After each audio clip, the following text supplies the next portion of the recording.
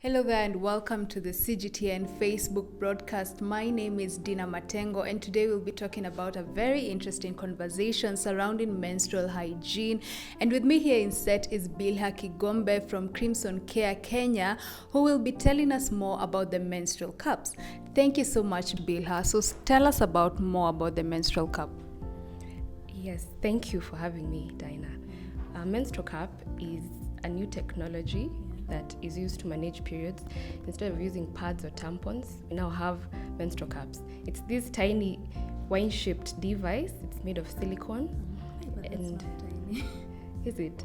No, it's actually tiny compared to other things that might go in our vaginas. It's actually small, and it's used. It functions by collecting menstrual blood as opposed to absorbing it. So how we use it is we fold it small like this, and then you insert it into your vagina. Once it's inside, it pops open. The material is such that it's able to pop open and form a seal with the walls of your vagina. That means that even if you do a head, even if you stand on your head, the blood doesn't spill out. So that's how it works. When did you come to know about these menstrual cups? I did a few years ago. It was actually a funny story. I was at home one time, I was on leave. Then I had my periods and I was seated on the couch trying to watch a movie. At home I have a white couch. I was trying to watch a movie and it was very uncomfortable for me because I was using pads. I couldn't sit comfortably with my feet up as I'm enjoying my movie. I couldn't, just do things comfortably. So I was wondering to myself, is this... I just thought, a wild thought came to my head and wondered, does Beyonce deal with such problems? When she's in her house, does she have to worry about feeling wet and uncomfortable and moist down there? So I got onto the internet, tried to find out other methods of managing our periods, because come on, we're in the 21st century. We've discovered the internet, we've discovered all these big things. How comes we don't have a better way of managing our periods? And that's when I came across menstrual cups. And from then, it's been the best thing ever. In fact, I got onto the internet, I realized that for Kenyan women, we don't really have options. We don't have them locally available. You have to import them, and it's such a hassle. So me and a couple of my friends, we got together and decided to bring menstrual cups close to African women. Mm-hmm. Yes. So when did this project begin for Crimson Care? It began last year, in the beginning of last year. Mm-hmm. Yes.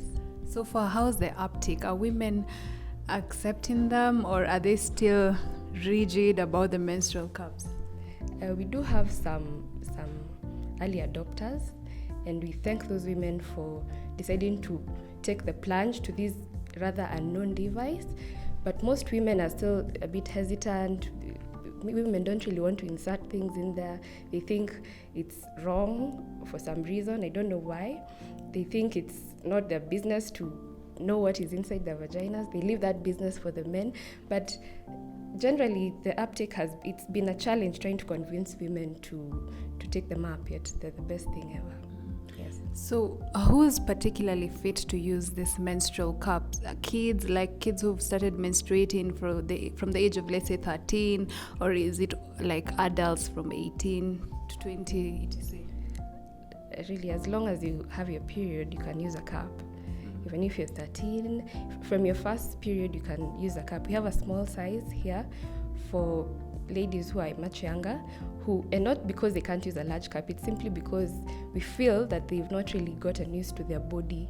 That's why this is, for example, like virgins are the ones who use that cup.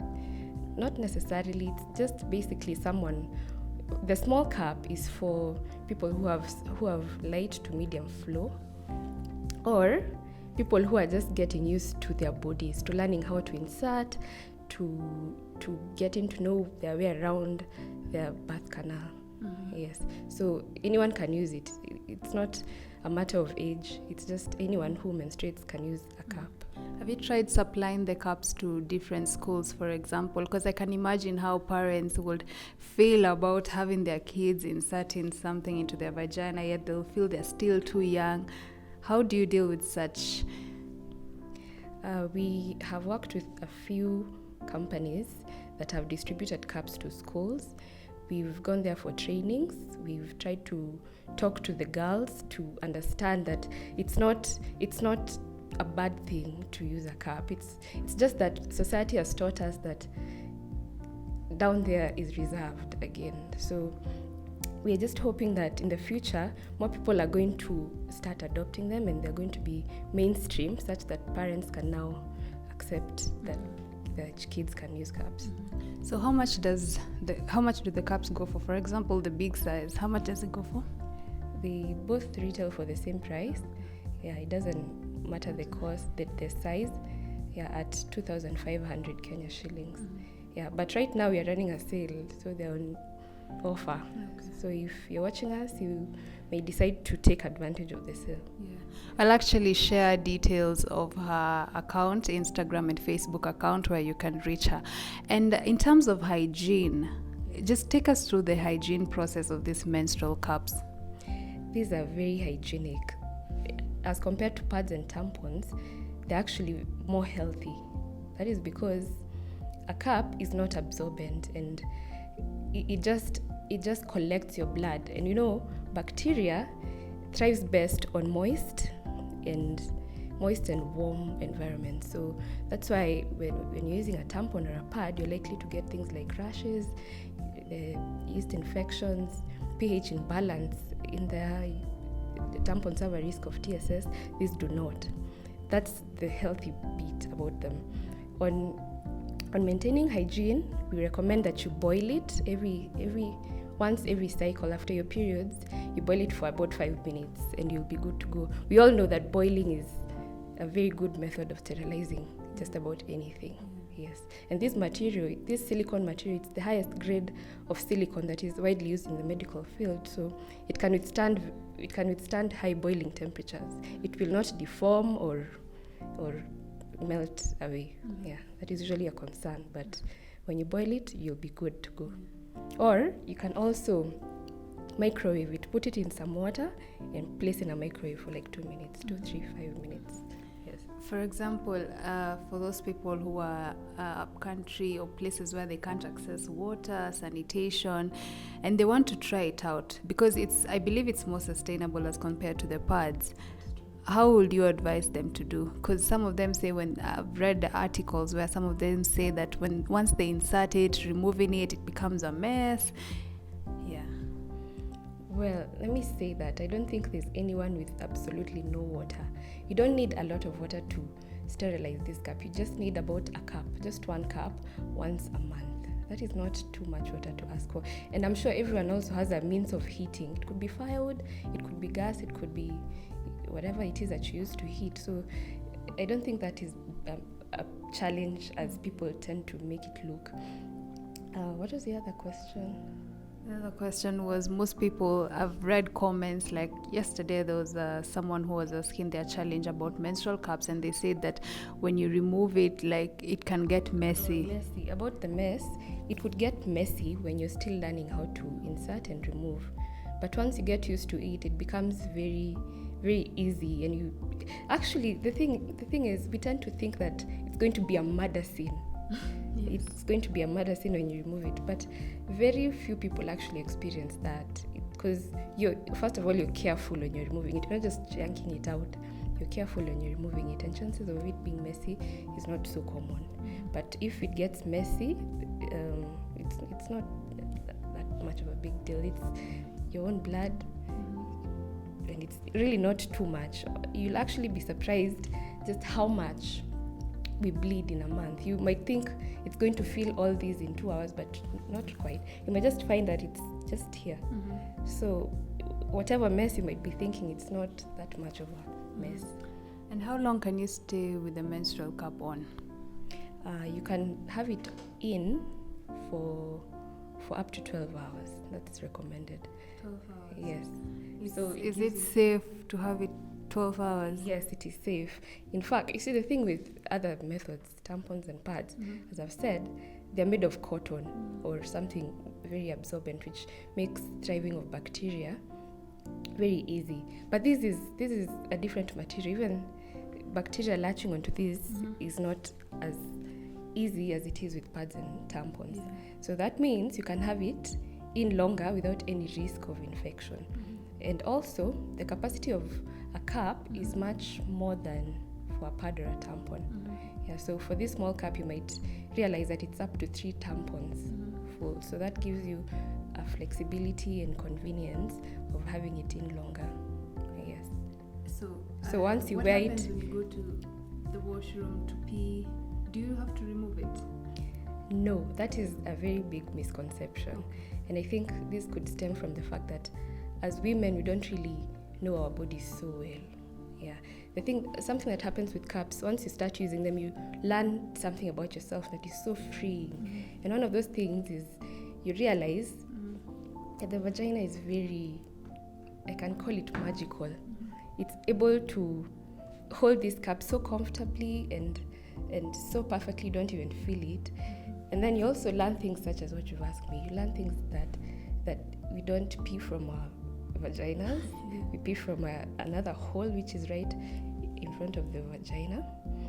And there's so many misconceptions around it, but you can pee on it. You can do other things like swim on it without having any problems. You can do yoga, you can exercise, you can go on long journeys because you don't have to change as often. Yeah, so that's the beauty with cups. Yes. So maybe any challenges that you've witnessed so far ever since you started the Crimson Care project? The biggest challenge has definitely been trying to make women understand that it's not as daunting and as scary as it might sound or as it might look. Okay, sure, I understand that this is a new concept.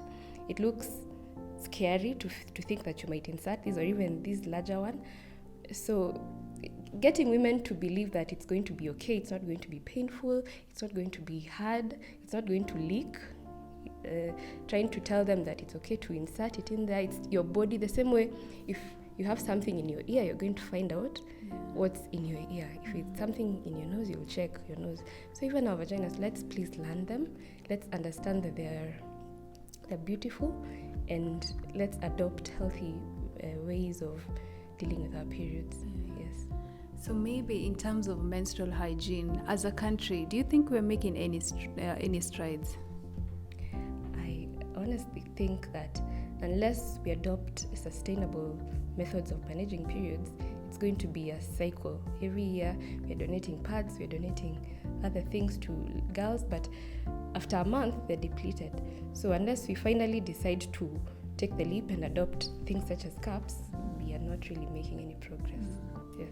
And then maybe finally you can tell people where they can reach you if they want the cups, and maybe if they want to know more about Crimson Care. Yes, you can reach us on Facebook or Instagram. We have pages there at Crimson Care Kenya on Instagram and at Crimson Care on Facebook. I don't know if it's okay to share a mobile phone number, but if you go to those sites, you're going to find our contacts there when you can reach us. If you have any questions, if you need any guidance, if you have any worries, we'd like to hear from you. And also, please note, we're having a sale right now, so you may take advantage of that. And we do cross-boundary. We're not just Kenyan. If you're in another country within East Africa, yes, we can deliver to you. Thank you. Thank you so much, Bilha. Well, that was a very interesting conversation. You've just heard it from Bilha, who has told us more about the menstrual cups that go for $25. You can reach her on Crimson Care Kenya on Facebook, Instagram. There is a phone number there. They also do deliveries transboundary. And also what you need to know is that this cup can last you till 10 years. So for only $25, and it can last you 10 years.